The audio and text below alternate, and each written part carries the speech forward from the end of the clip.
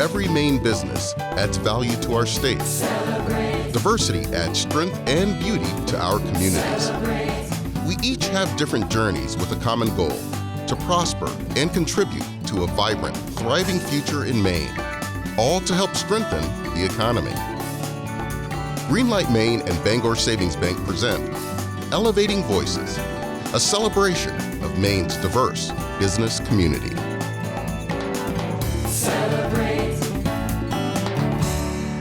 Welcome. We are so proud to bring you this series called Elevating Voices. While Maine is known for many things, diversity is not one of them. In fact, many might say, what diversity? But there are tens of thousands of multicultural people who are either been born here or moved here to take a job, open a business, and raise their families. And we're going to show you by shining a spotlight on 12 of them over the next 6 weeks. This is important, both socially and economically, to Maine's future. And that's why Bangor Savings Bank is going to give each of them $5,000 to invest in their companies. But first, I would like to introduce you to my co-host, Aileen Sistone. Hi, I'm Jambo. I am Aileen Sistone. When we moved to Maine almost 10 years ago, I didn't realize that my leap into the unknown would become my destiny. My strong cultural background is what keeps me grounded, motivated, and moving forward. Skills acquired while navigating African jungles with only bare hands and my imagination have transformed me into a valued, outside-of-the-box thinker and a great strategist. My story begins in a small village near the Rift Valley in East Africa. We lived in a traditional 2-bedroom farmhouse with no running water. We used kerosene lamps for midnight study and open fire for meal preparation. My parents, both self-made, emphasized the value of education and modeled its pathway. My quest for higher education brought me to the United States and provided a great foundation for the work that I do now. I came to Maine seeking a safe place to raise my kids. It was a huge leap of faith. Mount Desert Island embraced my uniqueness and appreciated values instilled in me at a tender age, such as honesty and hard work. The College of the Atlantic presented me with my first real opportunities, both as visiting faculty and as a long-term serving member of the Board of Trustees. Ed Calver, College of the Atlantic's founding president, was one of the first people who welcomed us to Mount Desert Island. He was like family, a mentor, and a grandfather to my children. Maine is my home now. It offers something close to my life back in Kenya, a rural setting and a community of people who deeply care. I'm also extremely excited about my business partnerships in my community. I just might be the first Black-owned business on Main Street in Northeast Harbor, thanks to Mount Desert 365 and others. I really enjoy spending time in nature and meeting new people. I continue to volunteer for various organizations. Giving back is really what feeds my soul. I love exploring the depth of our potential and proud to defend Maine's way of life and identity. I think there's room for all of us to contribute to that. Our new Elevating Voices series will reveal just that. We will be featuring racially diverse businesses, telling their stories and those of their communities, and sharing their contributions to Maine's economy. We each have a story to tell. We are friends and neighbors. We're business owners, community leaders, and job creators. We're all part of the beautiful story of Maine. I can't wait to see where this journey takes me. Thank you, Maine, the way life should be indeed. It's the spirit of New Englanders that inspires all of us to do more. It's in our employees, our customers, and our communities. Every day we do more because at Bangor Savings Bank, we truly believe you matter more. Whether you're cutting edge or looking at a traditional industry in a whole new way, if you want to innovate and if you want to grow, if you're an organization here in Maine, we want to support you. We're the Maine Technology Institute. At Hannaford, you're not just shopping at a supermarket. You're buying local. Because we're buying local every week. Whether it's fresh produce from a family farm or products from local businesses. Hannaford Supermarkets. Greater than groceries. We begin in Westbrook at the historic Dana Warp Mill, built by George Warren in 1876 as a woolen mill. It sits just above the Roaring Falls on the Presumpscot River. And as the story goes, there's a lot more that roars here than the waters. Woodbury K. Dana bought the building in 1879 to grow his cotton warp business. Later in 1900, he expanded across the river on Bridge Street. A bridge was built over the river to connect both buildings, and Dana's operation thrived until later when it closed in 1958. This opened the door to the revitalization decades later. This brick wonder is now home to creative minds and entrepreneurs. Many of them have shared the Greenlight Maine spotlight, such as Norse Spore, Planet Botanicals, Davo, and American Roots. Thomas Douglas is an experienced attorney who has successfully argued cases in state and federal courts throughout Maine. Because of his successful track record, he's recognized among his peers as an outstanding litigator. Thomas and his partners took one look at this building and knew it was the place to grow their practice.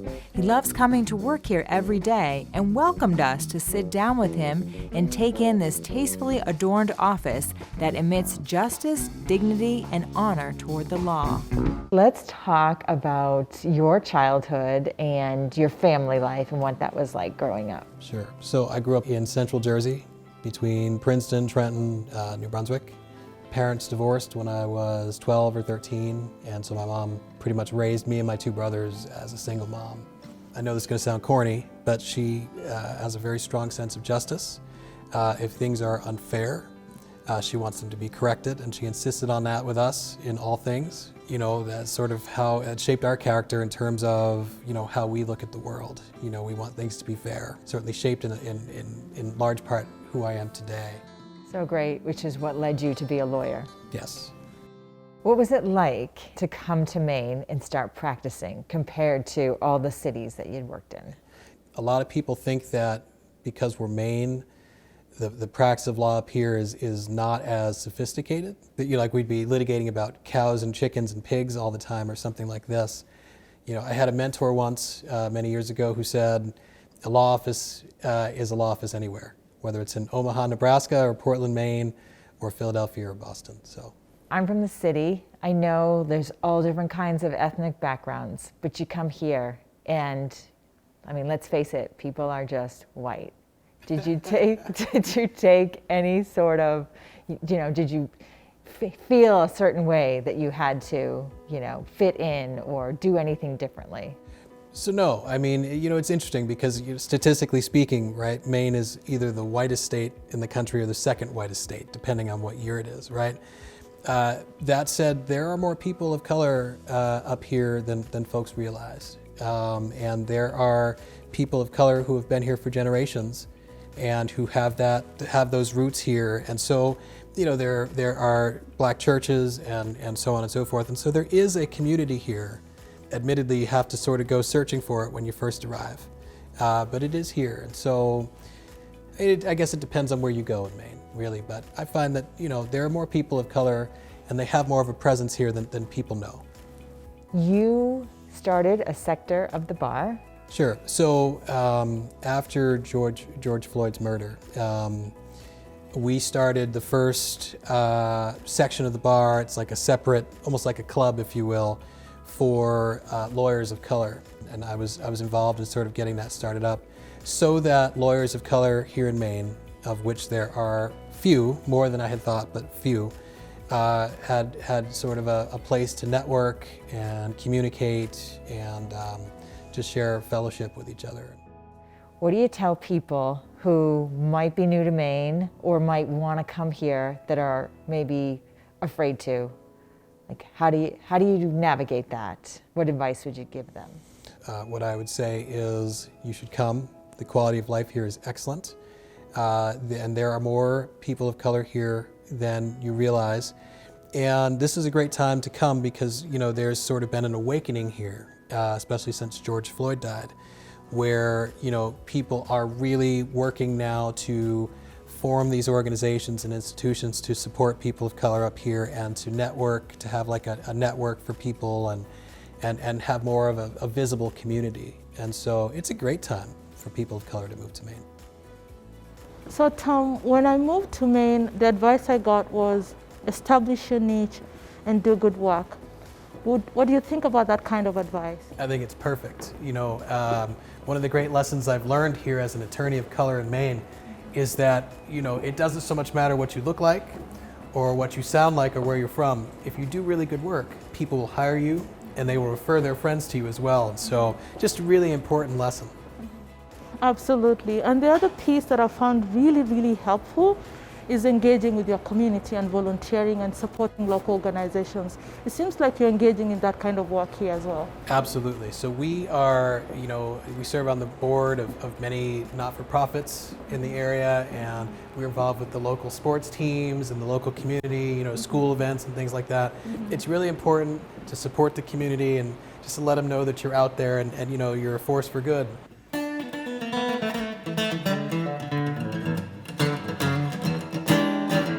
Music is a big part of Thomas's life and contributes to his success story.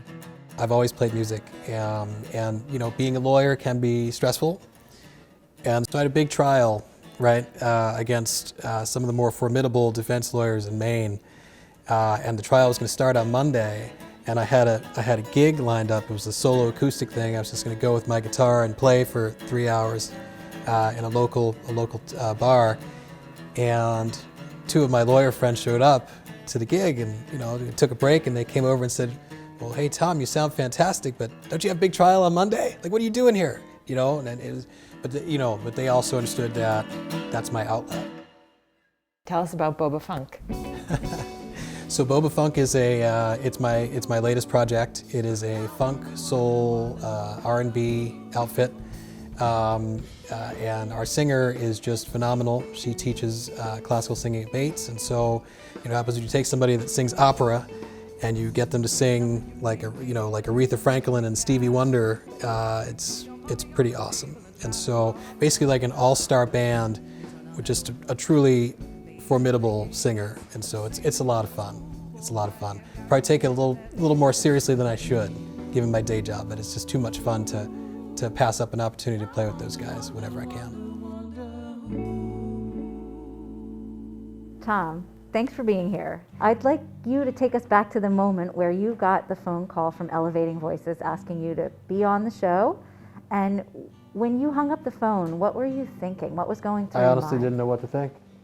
I'd never heard of anything like that here in Maine, and I received a call. I think I received a couple of emails after that, and I just didn't really know what to make of it. And I had mentioned it to my wife and my kids one night, and I think my daughter was like, "Greenlight Maine, Dad, you'd be taking this seriously." But once I learned about what the program was actually about, it was gratifying to learn that there was something out there like that, and that people were working to sort of bring these issues to light and to make sure that different voices were heard. So I think once I sort of got my brain fully around it, it was really gratifying feeling to know that it was out there and to be a part of it. Wonderful, thank you.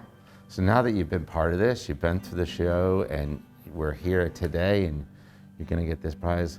What's next for you, the business, and all that you do? Right, so we've been serving the people of Maine, particularly the people of Westbrook, Maine, for the last 7, almost 8 years. And I think our goal is to continue doing that, especially during these times, the pandemic, a lot of people are having difficulty down and out just getting from week to week. Yep. And so I think our goal is to continue to just help as many people as we can move forward and get through this difficult time. Well, with your help, more people will get through it. So thank you for that, and congratulations. Thank you very much. No, absolutely. And again, thank you for joining us. On behalf of Bangor Savings Bank, we are so pleased to grant you this small business $5,000 offering to help you move forward with your business and your support of everyone in your community. Yeah, thank you all so much for doing this. Oh, no. Really appreciate it. Thank you. Yes. Keep touching people in Westbrook. All right? Thank you. ARB's advisors are providing savvy solutions to Greenlight Maine startups, closely held businesses, and organizations that operate internationally. And we're doing it the way you'd want Mainers to, guided by our local, sensible values. Running a small business here in Maine is personal. At Kennebec Savings Bank, you'll work with local people who are just as invested in your success as you are. Every one of us. Experience the difference at Kennebec Savings Bank today. Eaton Peabody, a Maine-based law firm serving generations of Maine businesses and families from offices in Augusta, Bangor, Brunswick, Ellsworth, and Portland.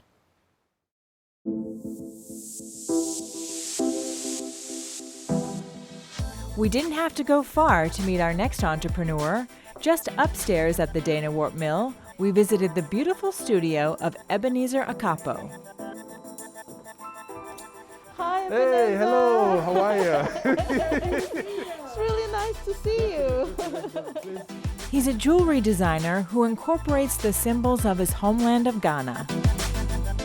So you are from Ghana. Tell me about your life in Ghana. Ghana is structured in such a way that the high school that you attend, most of the time, about 85% determines what you become in the future. I wanted to be an architect just like my dad. But somewhere along the line, my dad was like, no, we cannot all be architects. So he suggested I go study jewelry making. And then I quickly realized that the techniques or the technical skill that I learned when I was in high school transferred itself into jewelry making. It seemed like you were actually destined to end up in Maine. So tell me how you ended up here. There was a lady by name Keteku. Every Wednesday, she hosts a seminar and we'll talk about American schools. So I went to one of those seminars and then she directed me to go do my research.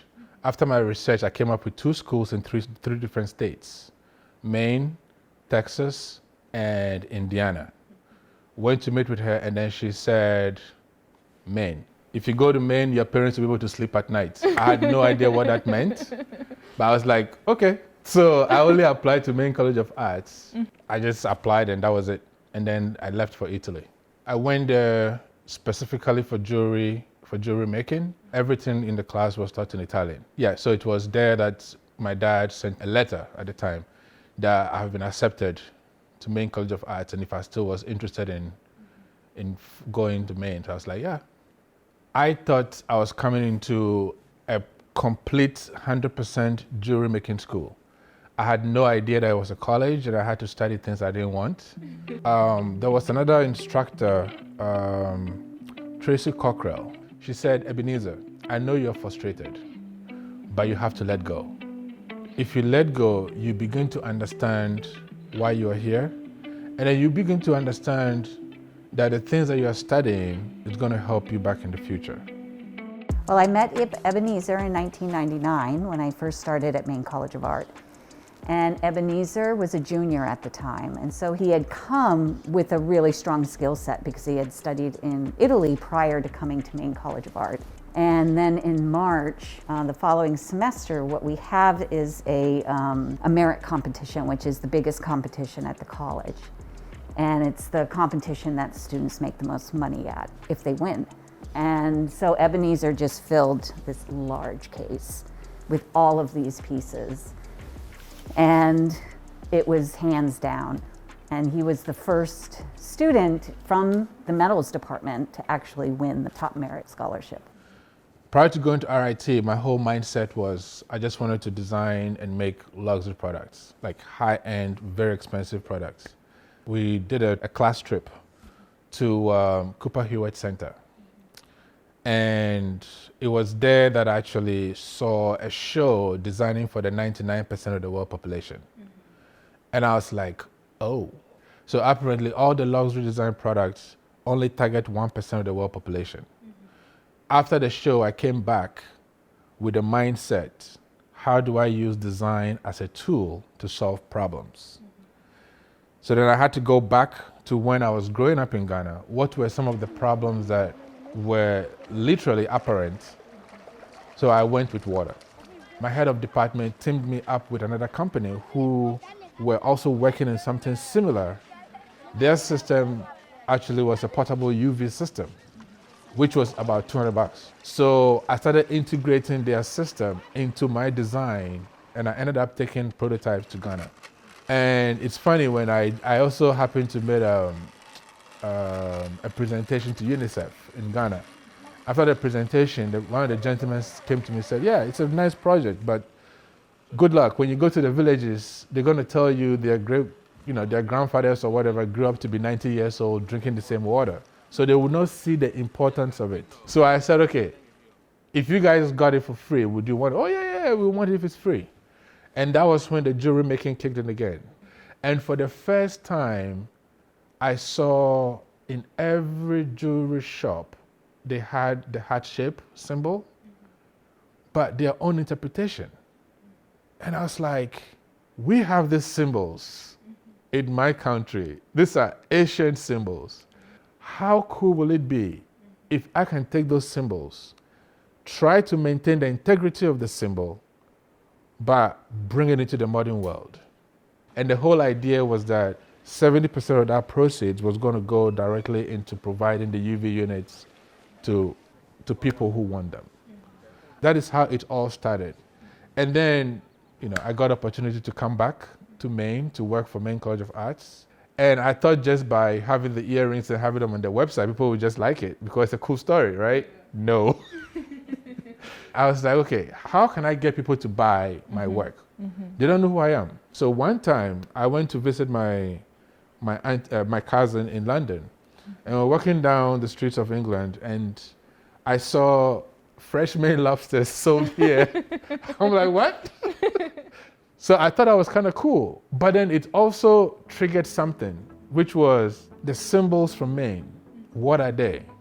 Because anytime you talk about Maine, everybody's, oh, I'm lobster. And I'm like, no, there is more than that. There is a chickadee, there is a pine cone, there is a lighthouse, there is a moose, there is a deer, black bear. I started thinking, what if Maine was my world? And I had to describe the world of Maine with symbols, right? How would it look like? Maine culture. Please tell me more about the symbolism and what that means to you. So the 12 that I use primarily in all my work is only God, hope, bravery, friendship, endurance, unity, patience, unity in diversity, which is primarily two crocodiles sharing the same belly, but then when it's time to feed, they fight each other for the food, but the food is going into the same stomach. I actually used that particular symbol to create a pattern to help raise funds for a bunch of lawyers who have come together to help immigrants on how to get their citizenship. And it's called Project Citizenship. So what are some of the challenges you faced running a small business in Maine? I don't want to say because I'm an immigrant, but I feel like in my mind, I'm creating these unique pieces, but at the same time, I don't know how to explain. Like, I have to prove myself, like overly, like I have to go 1,000 times just to prove to somebody that, hey, my design is cool, buy it. Are there organizations that have supported you as well? Coffee by Design, Maine Craft Associates is another one. And then I also have Indigo Arts. The unique thing about Indigo Arts is that I had the opportunity to actually do a mentee program where I worked with another artist who was more of a sculptor. And then with Creative Portland, I had the opportunity to build or to design and set up this walk-in sculpture for a bus shelter. When I met Ebenezer a few years ago, I saw his jewelry line, and I bought his earrings and a cuff, and I noticed how beautiful the patterns were and the light that came through and the shadows they created. And at the time, I was considering managing a creative bus shelter initiative, and I thought this could be a beautiful bus shelter to have his patterns casting the light. And he could use his symbols, his Andinkra symbols, for the Creative Bus Shelter Initiative, which was made possible by a National Endowment for the Arts grant. So with the bus shelter, with everything that is happening in the world today, especially with the Black Lives Movement and everything else, the two symbols that resonated was hope and friendship. And I thought by having or by integrating those two symbols into the bus shelter, it will become a place where people can go and have some sort of peace. My goal is just to make things that make me happy.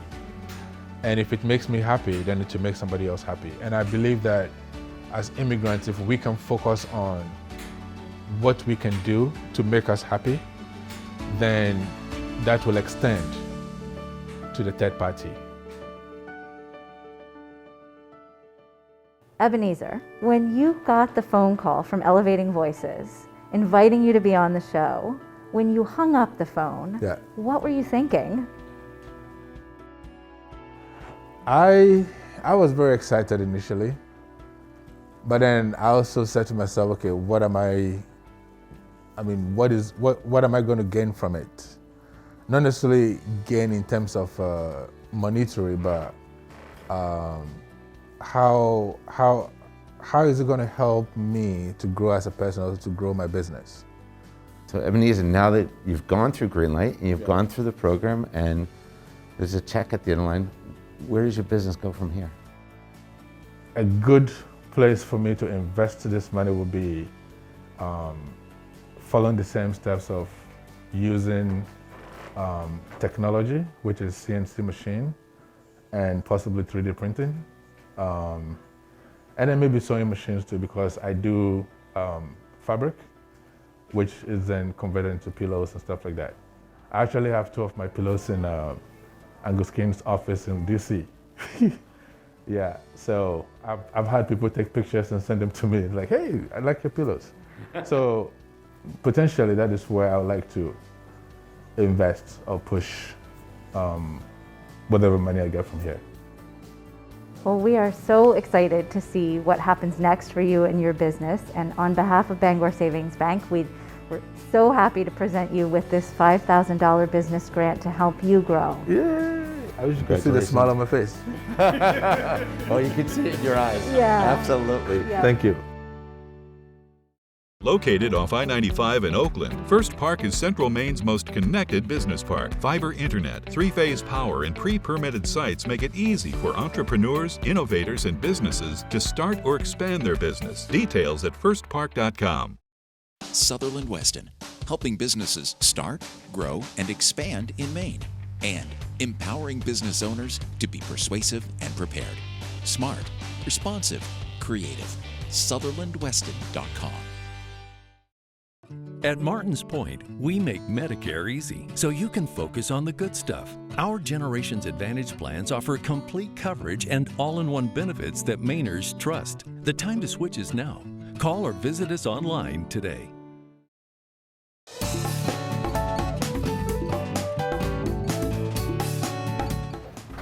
And we're back at the Harris Sea Kit. It feels so good. It's cozy here. Feels good to be back. So what was your key takeaway today? The dinner up meal was quite impressive. It's amazing how Maine can take something old and make it new again. Agreed. What floor are you on?